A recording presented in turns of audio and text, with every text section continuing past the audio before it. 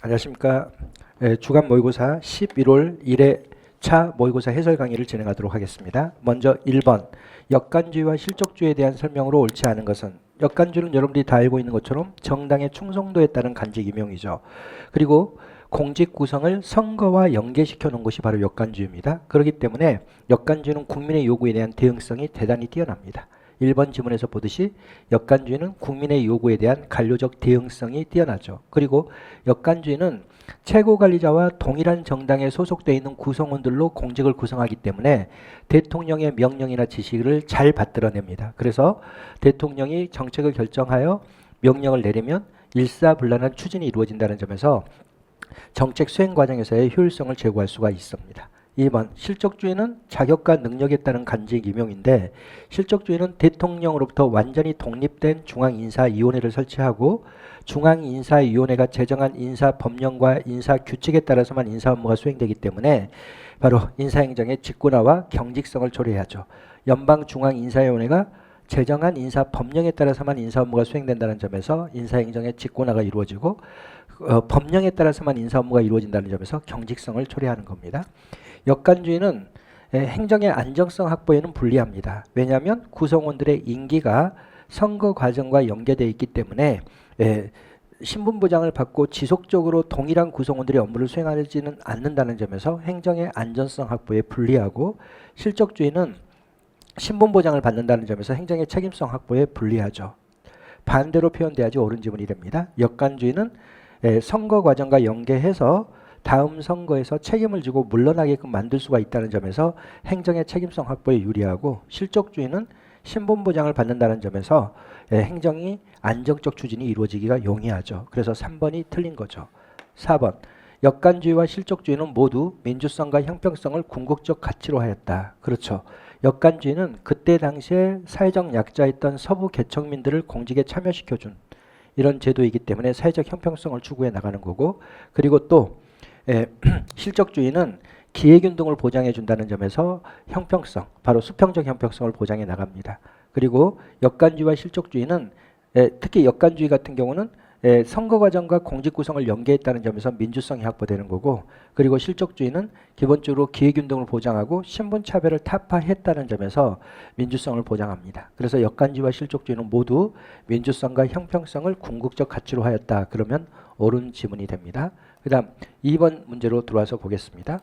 2번 정책 프로그램 논리 모형과 목표 달성 모형에 대한 설명으로 옳지 않은 것은, 상당히 어려운 주제입니다.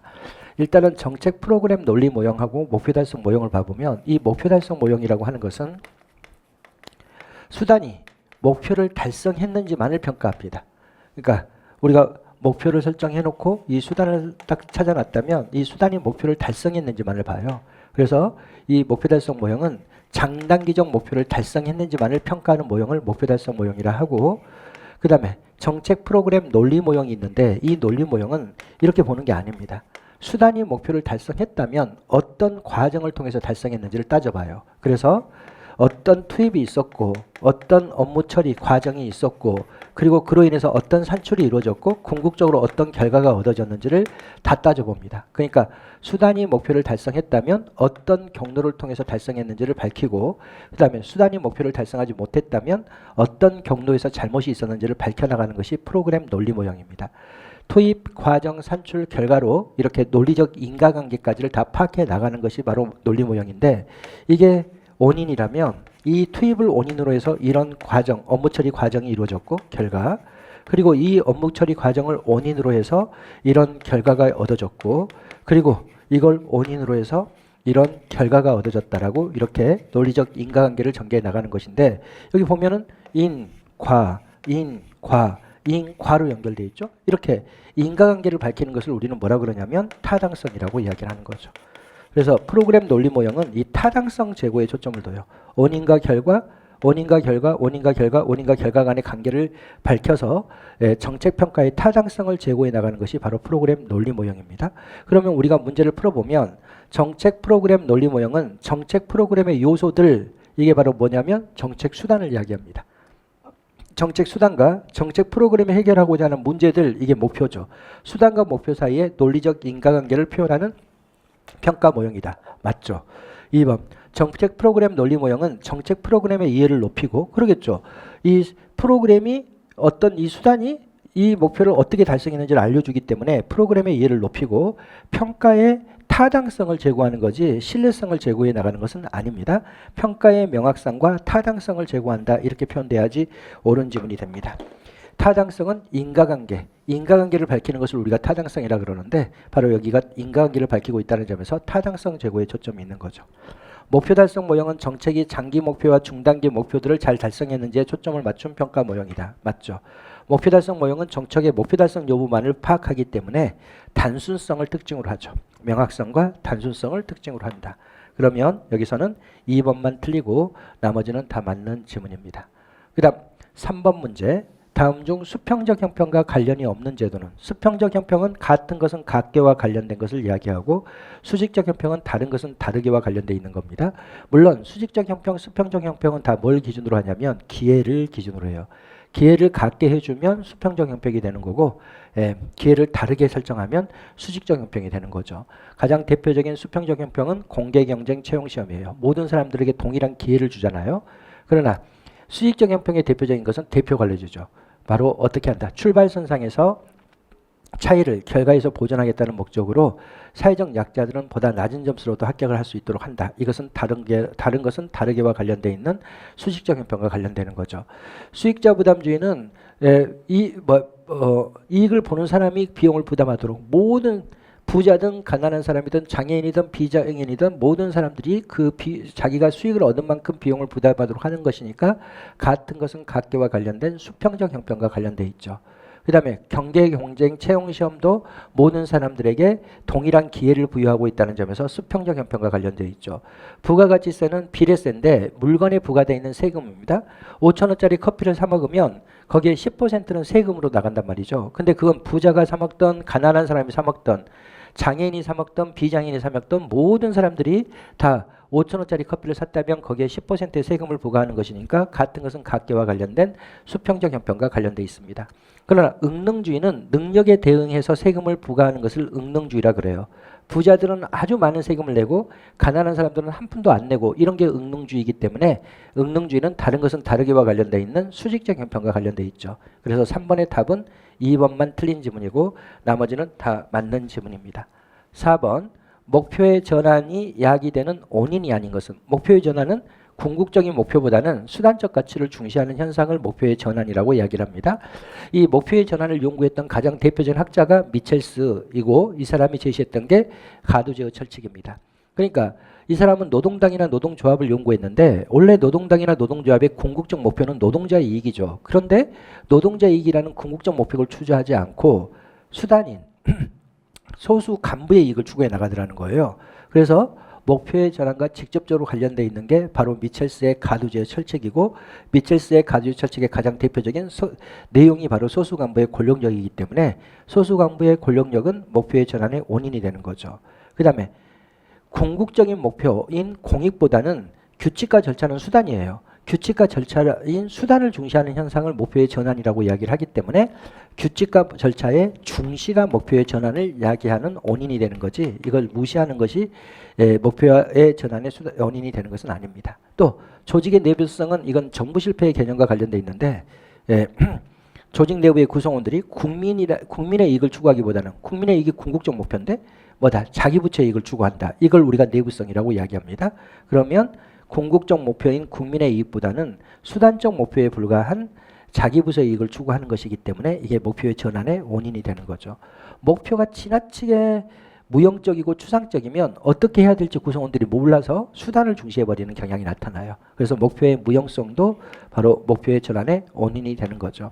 그래서 목표의 전환에 야기되는 원인에는 소수 간부의 권력력도 있고 규칙과 절차를 지나치게 중시하는 것도 바로 규칙과 절차가 수단이기 때문에 목표의 전환을 이야기하는 거고 그 다음에 바로 궁극적인 목표인 국민의 이익보다는 부서의 이익을 추구하는 조직의 내부성도 목표의 전환을 이야기하는 거고 그 다음에 목표가 지나치게 추상적이고 무형적이면 수단을 중시하는 현상이 야기되기 때문에 목표의 무형성도 목표의 전환이 야기되는 원인이 됩니다. 그래서 여기서 4번의 답은 2번만 틀리고 나머지는 다 맞는 지문이죠. 5번 품목별 예산제도에 대한 설명으로 옳지 않은 것은 품목별 예산제도는 지출 대상별 분류를 우리가 품목별 예산 제도라고 이야기를 합니다. 그래서 우리가 품목별 예산 제도를 개념을 정의할 때는 바로 지출 대상별 분류 이렇게 이야기하죠. 그리고 그 편성 방법을 봐보면 편성 방법에는 뭐다? 인건비, 문건비 이렇게 이제 물론 인건비 내부에 이제 구체적인 게 써져 있죠. 봉급 얼마 지급한다. 그 다음에 초과 근무수당 얼마 지급한다. 그 다음 물건비 그러면 물건비에서도 구입 물품을 일일이 열거해서 이 구입 물품에 얼마만큼의 돈을 투입해야 되는지가 규정되어 있는 게 바로 품목별 예산 제도입니다. 이거는 기본적으로 회계채물 묻기가 용이해요. 왜냐하면 이게 예산이잖아요. 나중에 가계부를 쓸 때는 가계부가 바로 회계 기록인데 회계 기록은 당연히 이렇게 써요. 1월 8일 날 유류비로 얼마 썼다. 2월 6일 날 유류비로 얼마 썼다. 이게 나옵니다. 여기 물건비에 유류비가 있는데 여기에 예산으로 여기에 10억이 편성되어 있는데 실제 집행을 해서 1월 1일부터 12월 31일까지 유류비를 계산해 봤더니 이게 12억이 사용됐다. 이러면 이게 뭐가 된 거예요? 초과 지출이 있는 거죠. 초과 지출이 있으면 회계 책임을 묻는 거예요. 또 여기에는 전혀 기록되지 않는 물건을 샀다고 해가지고 여기에 2억 썼다라고 이렇게 기록돼 있으면 이게 불법 지출이 되는 겁니다. 이렇게 예산서하고 뭐다 회계 기록을 비교해서 불법 지출이나 초과 지출을 따져서 거기에 대해서 책임을 묻는 것을 우리가 회계 책임이라 그럽니다. 이렇게 구입 물품이 나와 있으면 회계 책임을 묻기가 대단히 용이해요. 구입 물품이 딱 나와 있으면 그 구입 물품에 써져 있는 액수와 그리고 실제 회계 기록의 액수를 비교해서 회계 책임을 묻기가 용이하죠. 이 회계 책임을 묻기가 가장 용이한 예산 제도가 바로 품목별 예산 제도입니다. 그래서 회계 책임을 분명히 할 수 있다. 맞죠? 그리고 지출을 통제하기 용이하다. 그렇습니다. 그런데 이것은 무엇을 위한 지출인가에 대한 정보를 전혀 제공해 주지 못해요. 도대체 뭐 때문에 인건비를 이만큼 쓰는 거고 왜 어떤 이유로 물건비를 이렇게 쓰는지를 알 수가 없습니다. 사업을 알아야지만이 이 사업을 알아야지 이런 사업을 위해서 이런 목적으로 이렇게 돈을 쓰는구나를 아는데 이거는 그냥 구입 물품만 명시되어 있기 때문에 무엇을 위한 지출인가에 대한 정보를 전혀 제공해 주지 못하는 것이 품목별 예산 제도의 한계죠. 그 다음에 예산을 집행할 때 재량권의 범위가 제약되어 있습니다. 반드시 여기에 명시되어 있는 금액만을 써야 되기 때문에 재량권이 대단히 협소하고 신축적이지 못하다는 비판을 받는 거죠. 그리고 여기는 사업의 목적 같은 것은 전혀 나오지 않아요. 사업 자체가 나오지 않고 구입 물품만 나오기 때문에 기본적으로 투입 중심 예산이야. 여기에 얼마 투입해라, 여기에 얼마 투입해라, 여기에 얼마 투입해라 이렇게 나와 있는 것이라서 투입 중심의 예산이기 때문에 지출에 따른 효과 지출에 따른 효과가 바로 목표 달성도인데 목표 같은 게 전혀 알려져 있지 않기 때문에 이런 효과는 전혀 파악이 곤란하죠. 그래서 이것도 맞는 지문이죠. 그래서 5번의 답은 2번만 틀리고 나머지는 다 맞는 지문입니다. 그 다음 시민 참여의 기능과 한계에 대한 설명으로 옳지 않은 것은 시민 참여는 시민들을 참여시켜서 대화하고 토론하고 합의해서 결정을 하게 되면 엄청난 시간과 비용이 소모되는 거예요. 그래서 여러분들이 이 시민 참여는 여러분들이 어떻게 정리해야 되냐면 시민 참여와 농률성을 정리를 해야 됩니다. 첫째, 결정 과정에 시민들을 참여시켜주면 결정할 때는 다양한 시민들이 합의를 구해야 되니까 대화해야 되고 토론해야 되고 합의해야 되고 이러니까 결정할 때 시간 소모적 의사결정이 이루어져요. 이 시간 소모적 의사결정으로 인해서 뭘 야기한다? 바로 비능률성을 야기하는 거예요. 그 다음 두 번째로 집행할 때를 봐보면 결정할 때 다양한 시민을 참여시켜서 합의를 해서 결정이 이루어지고 나서 그 다음에 이제 집행을 하게 되면 어떻더라? 집행을 할 때는 바로 저항이 줄어듭니다. 왜냐하면 시민들의 의사가 반영돼 있으니까 결정에 집행할 때는 수능 확보가 용이해요. 그래서 여기는 수능 확보로 인한 뭐가 이루어진다? 능률성 제고가 용이하다. 이게 이제 구별을 해야 돼. 결정과 집행 부분을 구별해서 문제를 풀어야 됩니다. 일단 시민을 참여시켜주면 결정 과정에서 비능률성이 야기되는 거죠. 그러나 집행 과정에서는 수능이 확보되고 또 참여하는 시민들의 의사는 반영되지만 침묵하는 다수의 의사는 반영되지 않습니다. 그래서 참여하는 시민들의 의사만 반영된다는 점에서 이익 대변의 불평등성이 야기될 위험성이 있고 그리고 시민들은 자신들의 의사를 주장만 할 뿐이지 그 의사에 따라서 국가가 정책을 결정해서 뭔가 문제가 생겨나면 거기에 대해서 책임은 지지는 않습니다. 그래서 책임성 저하라는 문제를 가져오는 거죠. 그래서 6번의 답은 1번만 틀리고 나머지는 다 맞는 지문이죠. 7번 인과관계 증명을 위한 조건이라고 할 수 없는 것은 인과관계 증명을 위한 조건은 지금 이런 걸 이야기하는 거예요. 지금 목표를 달성하기 위해서 수단을 선택했어요. 영어 능력을 향상시키기 위해서 오노미 요구사를 채용했다. 그러면 이게 정책 목표고 여기가 정책 수단인데 나중에 이걸 평가할 때는 오노미 영어교사가 영어 능력을 향상시켰을 것이다. 이렇게 가설을 설정하고 평가하는데 여기서 일단 인과관계라는 것은 이게 지금 뭐예요? 정책 수단인데 이게 원인 변수야. 그리고 영어 능력 향상은 바로 뭐예요? 결과 변수예요. 그러니까 원인 변수와 결과 변수의 관계를 검증하는 것을 우리가 인과관계 검증이라고 이야기합니다. 즉 원인 변수가 결과 변수를 가져왔다고 믿어지는 관계를 우리가 인과관계라고 이야기하는데 그럼 원인 변수가 결과 변수를 가져왔다고 우리가 믿으려면 어떻게 해야 된다? 첫째, 반드시 정책 수단이 정책 목표에 앞서 있어야 됩니다. 그렇죠. 수단에 의해서 목표가 달성됐다라고 믿으려면 시간적으로는 뭐가 정책 수단이 정책 목표에 앞서 있어야 되겠죠. 그걸 우리는 뭐라 그러냐면 시간적 선행의 원칙이라고 이야기를 합니다. 두 번째로 보면 이 바로 원어민 영어교사가 영어 능력을 향상시켰으려고 향상시켰다고 믿으려면 원어민 영어교사가 도입되면 영어 능력이 향상돼야 되고 국내 영어교사가 도입되면 영어 능력이 향상되지 않아야 돼요. 즉 원인 변수를 변화시키면 결과 변수도 값이 변화돼야지만이 원인 변수가 결과 변수의 값을 가져왔다고 우리가 믿을 수가 있습니다. 이게 바로 공동 변화의 조건이죠. 세 번째로 원인 변수와 결과 변수의 관계가 얼마만큼 있는지를 정확하게 우리가 알기 위해서는 경쟁적 가설들을 제거해야 돼요. 실제 원어민 연구사를 채용하기 전에 아이들의 토익 점수가 500점이었고 그 다음에 1년 후에 토익을 평가해 봤더니 600점이 됐다 하더라도 그러면 이게 무조건 원어민 요소 효과냐? 그렇지 않습니다. 여기에 성숙 효과도 있을 수 있고 여기에 사건 효과가 있을 수도 있고 여기에 측정 효과가 있을 수도 있고 이러기 때문에 이런 것들을 완전히 다 제거해 줘야지만이 원인 변수와 결과 변수의 관계를 정확하게 우리가 추론해 나갈 수가 있습니다. 이걸 우리는 뭐라 그러냐면 경쟁적 가설 배제 원칙이라고 이야기를 합니다. 허위 변수나 혼란 변수를 다 제거해 줘야지만이 원인 변수와 결과 변수의 관계를 정확하게 검증할 수가 있다는 거죠. 이 세 가지 조건이 충족돼야지만이 인과관계 검증이 이루어집니다. 그러면 경쟁적 가설 배제의 조건이 들어가야 되죠. 이런 것들이 다 경쟁적 가설들인데 이걸 다 제거해야지만이 인과관계를 증명할 수가 있죠.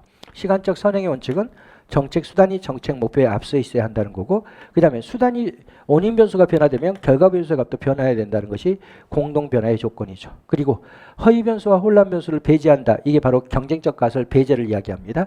그래서 경쟁적 가설 배제를 다시 이렇게 허위 변수나 혼란 변수로 표현해서 출제해 놓은 거죠. 4번은 맞는 지문이죠. 그럼 7번의 답은 1번만 틀리고 나머지는 다 맞는 지문입니다. 그 다음 8번 공직자윤리법에 규정된 것은 모두 몇 개인가? 영예 등의 제한은 이건 공무원들이 훈장이나 영예 등을 외국 정부로부터 받을 때에는 대통령의 허가를 받도록 되어 있는 것인데 이거는 국가공무원법에 명시되어 있어요. 그 다음에 주식 백지 신탁 제도는 공직자윤리법에 기록되어 있고 비면직자의 취업 제한 이건 비리로 퇴직한 사람들에 대한 취업 제한인데 이건 부패방지법에 규정되어 있습니다. 퇴직 공무원의 취업 제한은 공직자윤리법에 기록되어 있지만 비면직자의 취업 제한은 부패방지법에 규정되어 있는 겁니다. 그 다음에 내부고발자 보호제도도 부패방지법에 규정되어 있고 국민감사 청구도 부패방지법에 적용되어 있고 외국 정부로부터의 선물신고는 공직자윤리법에 규정되어 있죠. 그러면 니은범과 비읍범만 공직자윤리법에 규정되어 있는 거고 나머지는 다른 법률에 규정되어 있기 때문에 답은 2번이죠. 9번 직무평가 방법에 대한 설명으로 가장 옳지 않은 것은 직무평가 방법은 등급을 결정하는 것을 직무평가 방법이라고 이야기합니다. 9급, 8급, 7급, 6급, 5급 이렇게 계급 등급을 결정하는 것을 우리가 직무평가 방법이라 그러는데 직무평가 방법은 서열법이 있고 그리고 분류법이 있고 그리고 점수법이 있고 그리고 요소 비교법이 있고 이렇게 네 가지로 구성이 되어 있습니다. 서열법은 쌍쌍 비교를 통해서 하는 겁니다. A 직무와 B 직무 비교해서 어떤 게 더 중요한 직무인가를 보고 A가 더 중요하다 그러면 앞에 놓고 A하고 C를 비교해서 C가 더 중요하다 그러면 C를 앞에 놓고 C하고 D를 비교해서 D가 더 중요하다 그러면 앞에 놓고 그래서 이렇게 해가지고 여기서부터 여기까지는 1급 여기서부터 여기까지는 2급 이렇게 하는 거죠. 서열법을 공부할 때 여러분들이 알아두셔야 될 가장 중요한 내용은 세 가지입니다. 이거는 뭐다? 직무와 직무를 비교하는 것이다. 이거고 그 다음에 이거는 A 직무와 B 직무를 비교할 때 직무 전체를 보는 겁니다. 직무 전체를 가지고 비교하는 거고요. 세 번째로는 이건 수치가 나오지는 않습니다. 비계량적 방법이죠. 분류법은 표가 있어요. 등급표가 있어서 9급 등급표 있고 8급 등급표 있고 7급 등급표 있고 이래요. 그러면 A 직무와 이걸 비교해보고 이걸 비교해봤더니 여기에 더 가깝다. 그럼 8급 이렇게 하는 건데 이 분류법은 이거의 차이점이 표와 직무를 비교하고 있다는 게 차이점이고 이것도 직무 전체를 봅니다. A 직무 전체를 가지고 여기와 더 유사한가 여기와 유사한가를 따져보는 거죠. 그리고 이것도 수치가 나오지 않으니까 비계량적 방법이죠. 점수법은 이런 게 아니죠. 점수법도 표가 있습니다. 표가 있는데 여기는 요소가 들어가 있어요. 이런 요소가 있으면 5점, 이런 요소가 있으면 10점, 이런 요소가 있으면 8점. 이렇게 각각 요소별로 점수, 가중치 점수가 부여되어 있습니다. 그리고 여기 써져 있어요. 30점 이하면 9급. 그 다음에 20점에서 21점에서 20점에서 29점은 8급 이렇게 되어 있습니다. 아니죠? 30점 이하니까 31점부터 40점이면 8급. 41점부터 50점이면 7급 이렇게 돼 있는 거예요. 그러면 A 직무를 봐봤더니 이 요소가 있고 이 요소가 있고 이 요소가 있고 이 요소가 있고 이거가 있어서 합쳐봤더니 42점이더라. 그럼 7급이 되는 거죠. 여기도 그러니까 표하고 직무를 비교하고 있는 거죠. 그런데 이것은 요소를 봐. 이런 요소가 있으면 5점, 이런 요소가 있으면 8점 이렇게 보고 있기 때문에 직무 전체를 보는 게 아니라 직무 요소를 보고 있고 여기는 점수가 나오죠. 이게 42점짜리 직무다 이렇게 나오는 거죠. 그래서 이거는 계량적 방법에 들어가는 거죠. 요소 비교법은 가장 최근에 발달된 건데 여기는요 기준 직무를 찾아요. 우리 조직에서 가장 9급을 가장 대표하는 대표 직무를 찾아. 그리고 우리 조직에서 가장 8급을 잘 대표하는 대표 직무를 찾아.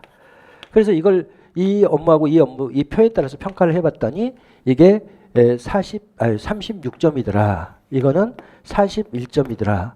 그런데 새롭게 등급을 부여하려고 하는 갑이라는 직무가 있다면 이걸 이걸로 평가해봤더니 이게 40점이더라. 그럼 여기에 더 가깝죠. 그럼 이거 8급. 또 을이라는 직무는 37점이더라. 그럼 여기에 더 가깝죠. 그럼 여기는 9급 이렇게 하는 겁니다. 그러니까 여기는 대표 직무와 새롭게 등급을 부여할 직무를 비교하고 있다는 점에서 여기는 직무와 직무를 비교하고 있는 거죠. 이것도 이 표에 의해서 각각의 가중치가 부여되어 있는 요소별로 가중치가 부여되는 것을 가지고 점수를 합산해 나가는 것이니까 이것도 직무 요소를 보고 있는 거고 여기도 점수가 나오죠. 우리 조직의 9급 대표 직무는 36점, 우리 조직의 8급 대표 직무는 41점, 그리고 새롭게 등급을 부여할 직무는 몇 점 이렇게 나오는 것이기 때문에 이것도 계량적 방법이죠. 그럼 우리가 문제를 풀어보겠습니다. 서열법은 직위의 등급수를 미리 정하고 등급 기준표를 활용한다. 그럼 틀리죠. 서열법은 아무런 기준이 없어요. 그냥 직무와 직무를 비교해서 뭘 해나간다. 바로 비교를 해나가는 겁니다. 그래서 1번은 틀렸죠. 점수법은 직무의 평가 요소별. 그렇죠. 이게 점수법이죠. 이 평가 요소별 요소별로 가중치를 부여하고 이 가중치죠. 가중치를 부여하고 각 직무에 대하여 요소별로 점수를 매기는 방법이다. 맞죠. 요소 비교법은 대표 직무를 선정하여 대표 직위의 평가 요소별 서열을 정하는 방법이다. 그렇죠. 대표 직무를 기준으로 해서 평가를 해 나가는데 대표 직위는 다 뭐다? 이 평가 요소에 따른 평가에 따라서 대표 직무의 점수가 확정이 되고 그 점수와 비교해서 다른 직무, 새롭게 등급을 부여할 직무의 등급을 결정하는 것이니까 맞습니다. 분류법은 여기죠. 등급별로 책임도 곤란성, 필요한 지식과 기술에 관한 기준을 고려하여 그렇죠. 바로 등급표를 딱 작성을 합니다. 그리고 이 등급표에 따라서 등급을 부여해 나가는 거죠. 직무를 해당 등급에 배치한다. 그럼 맞습니다. 그럼 이것만 틀린 건데 이것도 뭐다? 바로 등급법, 바로 분류법에 해당합니다. 분류법을 다른 말로 우리가 등급법이라고 이야기를 하는 겁니다. 예. 그래서 1번만 틀리고 나머지는 다 맞는 지문이죠. 10번 우리나라의 통합재정에 대한 설명으로 옳은 것은 통합재정은 대단히 어려운 주제 중에 하나인데 이건 뭐라고 하는 거예요? 우리나라의 일반에게 특별에게 기금을 모두 포괄해서 국가의 총 재정 규모에 대한 통계치를 작성하는 것을 우리가 통합재정이라 그럽니다. 그런데 일반에게 특별에게 기금을 다 포괄하여 작성하는데 여기에 뭐는 빠진다. 내부 거래는 빠져요. 일반에게가 특별에게 주는 돈, 특별에게가 일반에게 주는 돈 이렇게 되면 그런 돈들이 중복 계산이 돼. 통계치를 작성할 때 중복 계산이 되니까 내부 거래는 제외하고 그리고 뭐도 제외하냐면 보정 거래도 제외합니다. 이 두 개를 제외해서 작성하는 거죠. 예, 통합재정의 가장 중요한 특징은 포괄성을 떼야 돼요. 일반에게 특별하게 기금을 모두 포괄해서 작성해야 됩니다. 그 다음 두 번째로는 이런 것들 다 제거해 줘야 돼. 내부 거래를. 내부 거래를 제거해 주는 것을 우리는 뭐라 그러냐면 이중 거래를 제외한다. 이렇게. 이중 거래를 조정한다라고 그러는데 이렇게 중복액이 제거돼서 이렇게 내부 거래가 이루어지면 중복액이 생기는데 그 중복을 제거해서 작성하는 것을 우리는 뭐라 그런다. 바로 예산 순계라고 이야기해요. 예산 순계로 작성하는 거고 그리고 세 번째로 봐보면 이거는 뭐다. 대출 순계를 작성합니다. 대출 순계는 돈을 국가가 빌려준 것을 이야기해요. 이걸 우리가 다른 말로 순융자라고 이야기합니다. 순융자, 순융자로 작성이 이루어집니다. 근데 우리나라는 이게 문제가 돼요. 우리나라는 포괄성에 문제가 있습니다. 우리나라는 일반에게 특별하게 기금을 모두 포괄하여 작성하기보다는 뭘 한다? 바로 비금융 공공부문만을 작성해요. 이걸 여러분들이 알아두셔야 됩니다. 비금융 공공부문만을 작성한다. 그러니까 뭐가 빠져 있다는 거예요. 금융 공공 부분은 제외하고 작성이 된다는 거예요. 그러면 우리가 문제를 풀어보면 정부의 총재정 규모를 정확하게 파악하기 위하여 내부 거래를 제외하고 작성합니다. 내부 거래를 빼고 작성하는 거예요. 내부 거래가 포함되면 중복액이 생기기 때문에 그걸 빼고 작성해서 뭐로 작성한다? 예산 순계 또는 순계 개념으로 작성하는 거예요. 틀렸죠? 작성 시 대출 순계를 명시하지 않아도 되지만 틀렸죠? 여기 대출 순계 작성하죠. 그런데 뭐는 빼고 작성해요. 보전거래는 제외하고 작성합니다. 그래서 2번도 틀렸죠. 3번. 중앙정부의 세입과 세출을 경상거래와 자본거래로 구분하여 작성하며 그렇습니다. 경상거래는 지속적 거래를 이야기하는 거고 자본거래는 일시적 거래를 이야기하는데 이거는 뭐다? 경상지출, 자본지출을 구분해서 작성합니다. 그리고 지방정부의 세입과 세출도 다 포함해서 작성합니다. 뭐가 빠져 있다는 거야? 금융 공공 부분이 제외되어 있다는 거지 지방정부 것이 제외되어 있는 것은 아닙니다. 틀렸죠. 비금융 공공부문에 일반에게 특별하게 외에 기금과 세입세출 외 자금을 포함하여 작성하며 그렇죠. 비금융 공공부문만을 작성합니다. 금융 공공부문은 제외된다. 그럼 맞죠.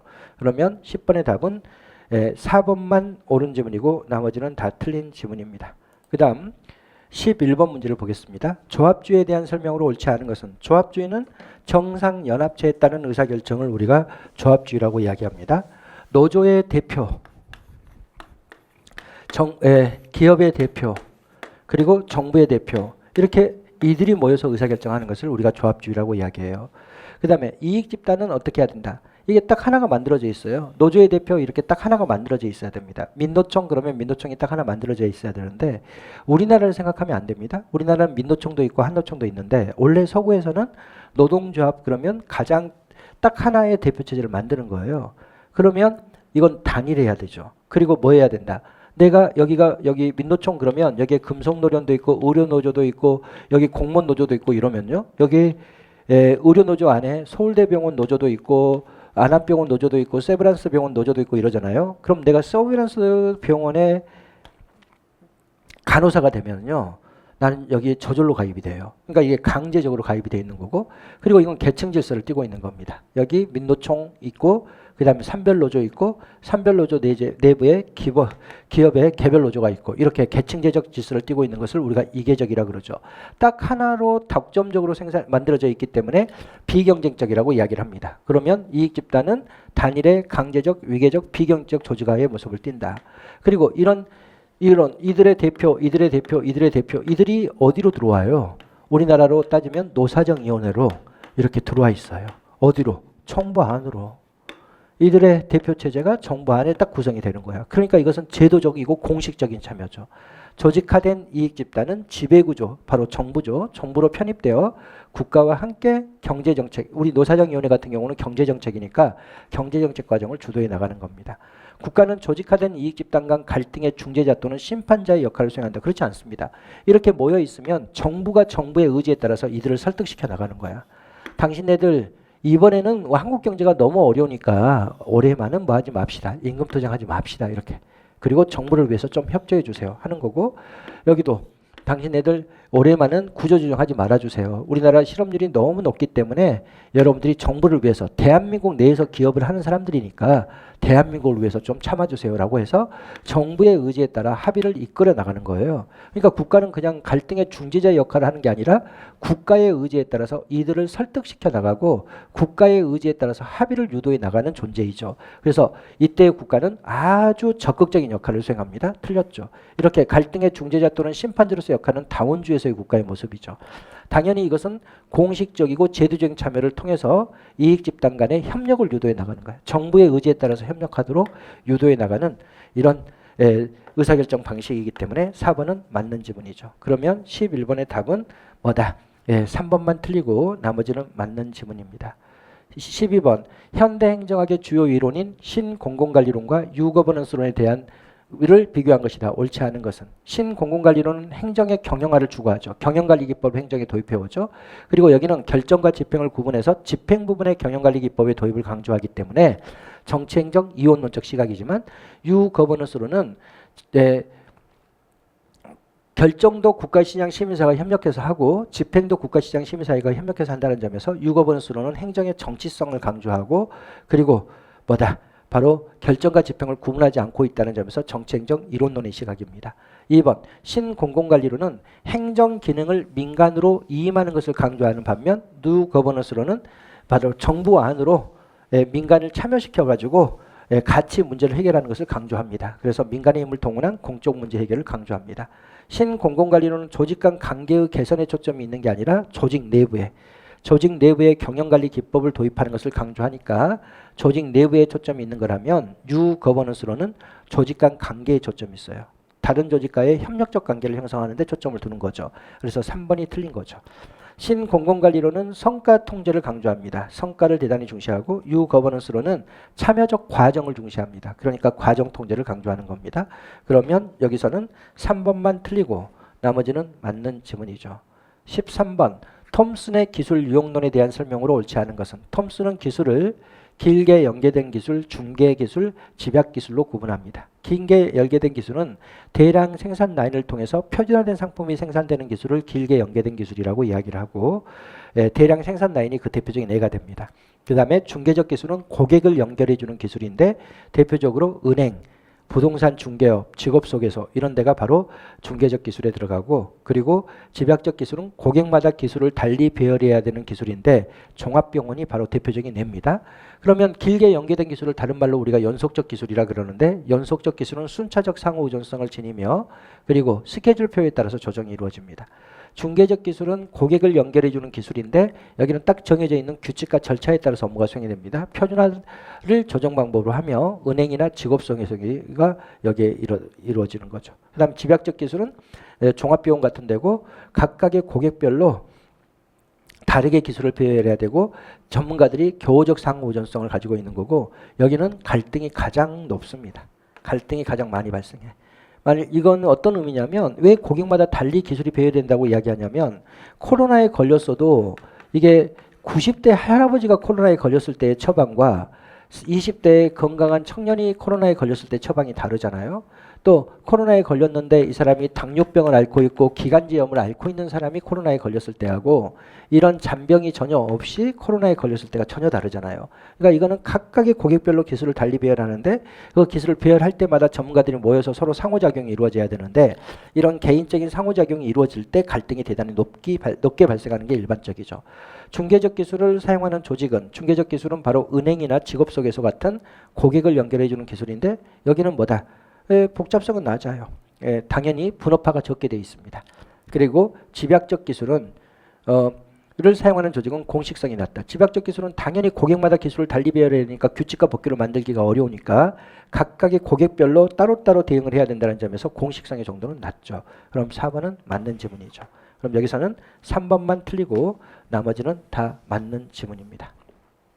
그 다음 14번 예산의 신축성 유지 방안에 대한 설명으로 옳은 것은 국고 채무 부담 행위는 외상공사 같은 것을 이야기합니다.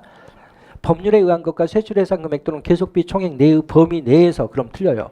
이건 외상공사인데 법률에 딱 지출 의무가 써져 있으면 외상질 필요 없습니다. 세출 예산에 반영돼 있으면 예상질 필요 없죠. 계속비에 반영돼 있으면 예상질 필요가 없습니다. 이런 것 외로 국가가 채무를 부담하는 행위죠. 틀렸죠. 이 해석비의 연한은 원칙적으로 그 해계년도로부터 5년 이내로 하죠. 그리고 기획재정 장관이 필요하다고 인정한다면 국회의 의결을 얻어서 지출 연한을 연장할 수 있습니다. 틀렸죠? 각 중앙관서의 장은 당초 예산에 계상되지 아니한 사업을 추진하는 경우에는 전용할 수 없습니다. 전용은 국회가 의결해 준 사업에 대해서 전용할 수 있는 것이지 예산에 반영되어 있지 않는 사업은 국회가 의결해 준 사업이 아니기 때문에 그건 전용이 불가능한 거죠. 4번 정부는 ABB를 책정하여 총액으로 미리 국회 의결을 얻어야 하며 그렇죠? 일반에게 총액의 100분의 1 이내로 정해서 국회 의결을 얻도록 되어 있습니다. ABB의 지출은 다음 국회의 승인을 얻도록 하고 있습니다. 그래서 4번만 옳은 지문이고 나머지는 틀린 지문입니다. 그 다음 15번 문제를 보겠습니다. 쓰레기통 모형에 대한 설명 중 옳지 않은 것은 쓰레기통 모형은 조직화된 무정부 상태에 대한 의사결정만을 설명할 수 있습니다. 그럼 조직화된 무정부 상태라는 것은 첫째 뭐다? 계층제적 위계질서가 없어야 되고 두 번째로 구성원의 응집성이 아주 낮은 상태여야 돼요. 여기가 바로 어디다? 다당제에서의 국회라든지 대학에서의 의사결정이라든지 또는 입법, 사법, 행정 모두와 관련된 의사결정이 바로 여기에 대상이 되는 겁니다. 그러면 문제를 풀어보면 구성원의 응집성이 회사 모형보다 더 낮은 상황에서의 의사결정 모형이다. 그렇습니다. 구성원의 응집성이 아주 낮은 상태에서 의사결정을 설명하고 있죠. 계층제적 위계질서가 없는 조직에서의 의사결정을 설명합니다. 그리고 대학이나 다당제에서의 국회 의사결정을 설명하고 그리고 쓰레기통 모형에서는 문제의 흐름, 해결책의 흐름, 그리고 선택기의 흐름, 참여자의 흐름이 우연히 결합이 되면 의사결정이 이루어진다고 보죠. 그럼 여기서는 2번만 틀리고 나머지는 다 맞는 지문입니다. 16번 학습 조직에 대한 설명이다. 틀린 것은 센지가 학습 조직에 대한 5가지 수련 방식을 제시하는데 그 사람이 제시하는 게 첫째 뭐다? 시스템적 사고, 그리고 두 번째 공동의 비전, 세 번째 개인적 숙련, 네 번째 팀학습, 다섯 번째 사고의 틀, 이렇게 5가지를 제시합니다. 여기 가장 중요한 게 이거예요. 팀학습이에요. 학습 조직은 개인 학습을 중시하는 게 아니라 팀원들이 서로의 지식을 공유해 나가는 것을 강조하기 때문에 여기서 표현되어 있는 것처럼 시스템적 사고, 우리 조직 전체를 위하는 사고가 이루어져야 되고 그리고 팀학습 등을 중시하고 있는 겁니다. 그래서 1번은 틀린 거죠. 조직의 기본 단위는 팀으로, 그렇습니다. 학습 조직의 기본적인 조직 구조는 팀의 모습을 띠고 있는 거고 수평적 조직 구조를 지향하며 그렇습니다. 구성원들의 권한 강화를 강조한다. 구성원들에게 권한을 줘야지만이 지식의 창출이 이루어지기 때문에 그렇습니다. 낡은 사고방식과 학습되는 표준화된 관례를 배척하고 공동의 갈망이 자유롭게 분출되는 조직이다. 그렇습니다. 낡은 사고방식, 표준화된 관례 이런 거 다 타파하고 어떻게 하겠다. 새로운 지식을 창출해 나가는 데 초점을 두죠. 장기적 관점에서 조직의 발전과 성장을 추구하며 그렇습니다. 바로 리더의 강력한 리더십을 학습형 리더십을 강조합니다. 그럼 답은 1번만 틀리고 나머지는 다 맞는 지문이죠. 17번 평정 오류와 이를 극복하기 위한 방법. 1번 총계적 오류는 뭐예요? 불규칙적 오류입니다. 어쩔 때는 관대화 경향을 보였다가 어쩔 때는 또 엄격한 경향을 보였다가 이게 왔다 갔다 하는 것을 총계적 오류라 그러는데 이건 사후에 조정이 안 돼요. 왜냐하면 막 이게 불규칙적으로 오류가 발생한 것이라서 사후 조정이 불가능합니다. 규칙적 오류가 사후 조정이 용이하죠. 규칙적 오류는 일관된 오류를 이야기합니다. 모든 사람들에게 나쁜 접수를 줬거나 모든 사람들에게 좋은 접수를 줬으면 나쁜 접수를 줬을 때는 플러스 알파를 해나가면 되고 사후에 그 다음에 좋은 점수를 모든 사람이 동일하게 좋은 점수를 줬다면 사후에 마이너스를 해나가면 되는데 이렇게 불규칙적 오류는 사후 조정은 불가능하죠. 상동적 오차는 선입견에 의한 오류를 이야기하고 이런 선입견에 의한 오류를 극복하기 위해서는 신상 정보의 비공개 등의 방법이 있죠. 연쇄 효과는 하나의 평정 요소에 대한 평정 결과가 유사한 다른 평정 요소에 영향을 미치는 현상인데 이걸 극복하기 위해서는 어떻게 해야 된다. 바로 유사한 평정 요소를 멀리 배치하거나 평정 요소별로 평정하거나 또는 강제 선택법을 적용하거나 이렇게 해야 돼요. 여기처럼 평정 요소별로 평정을 하면 이게 조금이라도 완화되죠. 관대화 경향은 모든 사람들에게 좋은 점수를 주는 건데 이건 평정 결과가 공개됐을 때 관대화 경향이 크게 나타납니다. 그래서 이 관대화 경향을 극복하려면 평정 결과를 비공개해야지만이 관대화 경향을 완화해 나갈 수가 있습니다. 그러면 이것도 맞는 지문이죠. 그럼 17번의 답은 1번만 틀리고 나머지는 다 맞는 지문입니다. 18번 정책 수능에 대한 설명으로 옳지 않은 것은 수능은 저항하지 않는 것을 우리가 수능이라고 이야기합니다. 수능은 외면적 행태뿐만 아니라 내면적인 동의까지를 요구한다. 그럼 틀려요. 수능은 외면적으로 저항만 하지 않으면 수능에 들어가요. 이렇게 내면적인 동의까지 하는 것을 우리는 수용이라고 이야기합니다. 수능하고 수용은 좀 달라요. 수능은 뭐 하는 것이다. 저항하지 않는 것을 수능이라 그러고 수용은 내면적인 동의까지 하는 것을 수용이라고 이야기를 합니다. 수능의 주체는 정책 대상 집단, 이게 국민이죠. 국민도 있고 중간 매개 집단도 있고 정책 집행 관료도 있고 이렇습니다. 규제 정책은 배분 정책보다는 저항이 커요. 그래서 배분 정책에서 훨씬 더 수능 확보가 용이하죠. 수능 확보 전략으로는 도덕적 설득도 있고 보상도 있고 그리고 처벌이나 제재도 있고 그리고 지도와 지원도 있고 이렇습니다. 도덕적 설득이 규범적 전략, 보상과 유인이 보상적 전략, 처벌과 제재가 강압적 전략, 지원과 지도가 촉진 전략이죠. 그럼 답은 1번만 틀리고 나머지는 다 맞는 지문이죠. 19번 지방재정 조정제도에 대한 설명으로 옳지 않은 것은 조정교부금은 강역자치단체가 기초자치단체에게 교부하는 자금을 우리가 조정교부금이라 그럽니다. 여기서 표현되어 있는 것처럼 특별시, 강역시, 도가 소속 시군자치구 행하는 재정조정제도다. 그렇습니다. 지방교부세는 부자인 지방정부에는 주지 않고 가난한 지방정부에 많이 줘요. 그리고 국세의 일부를 지방정부에 줘요. 그러니까 국세의 일부를 지방정부에 준다는 점에서 국가와 지방정부 간의 재정 불균형인 수직적 재정 불균형을 시정하고 그리고 가난한 지방정부에 많이 주고 부자인 지방정부에 적게 준다는 점에서 수평적 재정 불균형도 시정하는 게 지방교부세입니다. 그러나 국고보조금은 가난하다고 해서 많이 주고 이러지 않아요. 국고보조금은 대응지원금이고 대응할 능력이 되는 지방정부에 주기 때문에 국고보조금은 국가가 지방정부에 준다는 점에서 수직적 재정 불균형만 시정하지 수평적 재정 불균형은 전혀 시정해 줄 수가 없습니다. 지방교부세는 주로 정액보조금이에요. 그리고 지방정부가 어떤 대응할 의무가 없는 무대응 지원금에 속한다면 국고보조금은 정률, 비율로 줍니다. 야, 도로건설하면 80% 듣게. 그럼 20%는 지방정부가 대응을 해야 되죠. 대응지원금의 성격을 가지고 있죠. 지방교부세 대비 국고보조금의 비중이 증가한다면 지방재정의 자율성을 약화시킨다. 왜요? 지방교부세는 지방정부가 마음대로 쓸 수 있는 돈이고 국고보조금은 반드시 국가가 시키는 대로만 써야 되는 돈이에요. 그럼 이게 비중이 높다는 것은 결국 뭐야? 자율성이 낮다는 것을 의미하는 거죠. 그래서 지방교부세 대비 국고보조금의 비중이 크면 클수록 지방재정의 자율성은 약화되죠. 이런 걸 공부할 때는 여러분들이 분자가 어떤 값이고 분모가 어떤 값인지만 보고 여러분들이 이렇게 빨리 생각을 해 나가시는 게 바람직합니다. 그 다음 그럼 여기는 이제 바로 2번만 틀리고 나머지는 다 맞는 지문이죠. 20번 포스트 모더니티 행정 이론에 대한 설명으로 옳지 않은 것은 포스트 모더니티는 산업사의 이후의 사회를 바라보는 하나의 관점을 포스트 모더니티라고 이야기하고 이거는 근본적으로 산업사회를 비판합니다. 그러면 포스트 모더니티는 뭘 강조한다? 바로 다원주의, 구성주의 그리고 해방주의를 강조합니다. 학문적 언명은 보편적이어야 한다고 보면서 거대사라나 군보주의를 신봉하는 것이 과거의 산업사회 논리라는 거예요. 산업사회는 거대사라는 게 뭐냐? 모든 것에 다 맞는 이야기를 거대설화라고 이야기해요. 이런 것들을 다 깨부시는 데 초점을 둡니다. 그 다음에 엄밀한 과학적 합리성과 지식이나 학문 영역의 분할을 거부한다. 포스트 모더니즘은 탈영역화를 추구해요. 영역을 탈피하겠다는 거예요. 그러니까 뭘 거부하는 거야? 분화. 야, 행정은 여기서부터 여기까지야. 그리고 이것은 여기서부터 여기까지야. 이렇게 분화된 것을 거부하고 탈영역화를 추구해 나갑니다. 그리고 타인에 대한 대항성을 거부하고 개방적 태도를 가져야 함을 강조한다. 이게 타자성이죠. 그리고 산업사의 논리인 관료제를 비판하고 어떻게 하겠다. 소비자들에게 다원주의를 추구해 나가는 과정에서 다품종 소량 생산의 체제를 선호합니다. 그 다품종 하면 결국 다원주의의 의사에 입각해서 생산한다는 거하고 똑같습니다. 그래서 여기 다원주의와 관련해서 뭐다? 다품종 소량 생산을 강조한다. 그러면 1번만 틀리고 나머지는 다 맞는 지문이죠. 문제가 쉬운 문제는 아닙니다. 올해 11월 달에 1회 모의고사는 여러분들이 틀린 문제들이 대단히 많았을 거고 그리고 중요한 문제들이 되게 많이 들어가 있으니까 반드시 틀린 문제에 대한 복습은 여러분들이 철저히 하시기 바랍니다. 다음 시간에 뵙도록 하겠습니다. 고생하셨습니다.